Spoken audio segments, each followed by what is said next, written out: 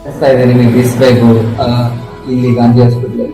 So previously it was like ನಾವೆಲ್ಲ ಕೇಸಿಗೆ ಅನ್ನು refer ಮಾಡಬೇಕು, ಲ್ಯಾಬ್ ರಿಪೋರ್ಟ್ಸ್ ಸಪರೇಟ್, ಅದು ಬಿಟ್ಟು ಆಪರೇಷನ್ ಏನಾದರೂ ಹಾಗೇನಾದರೂ ಇದ್ರೆ ಅದರದ್ದು ಸರ್ಜರಿ ನೋಟ್ಸ್ ಅದೆಲ್ಲ ಬೇರೆ ಡಿಫ್ರೆಂಟ್ ಆಗಿರ್ತದೆ, ಸ್ಟ್ರಿಕ್ಟ್ ಆಗಿರ್ತದೆ.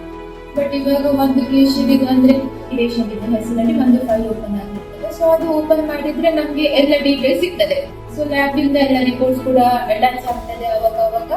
ಸೊ ನಾವು ಅದರಲ್ಲೇ ರೆಫರ್ ಮಾಡ್ತೇವೆ. ಮತ್ತೊಂದು ಮೇನ್ ಯೂಸ್ ಅಂದ್ರೆ ನಾವು anyway we can sit and we can monitor. Hospital ಅಲ್ಲಿ ನಾವು ರಜೆಯಲ್ಲಿ ಇದ್ರೂ ಕೂಡ ನಾವು ಮನೆಯಲ್ಲಿ ಇದ್ದು ಕೂಡ ಒಂದು ಪೇಷಂಟ್ ಅನ್ನು ನಾವು ಚೆಕ್ ಮಾಡ್ಬೋದು. ಮತ್ತೊಂದು ಏನಂದ್ರೆ ತುಂಬಾ ಟೈಮ್ ಸೇವ್ ಆಗ್ತದೆ ಅಂತ ಬಿಸ್ನೆಸ್ ಸಮ್ಮರಿ ವೈಸ್ ಅದರಲ್ಲಿ ಇವಾಗ AI ಜನರೇಟ್ ಆಗಿ ಬರ್ತದೆ ಸಮ್ಮರಿ.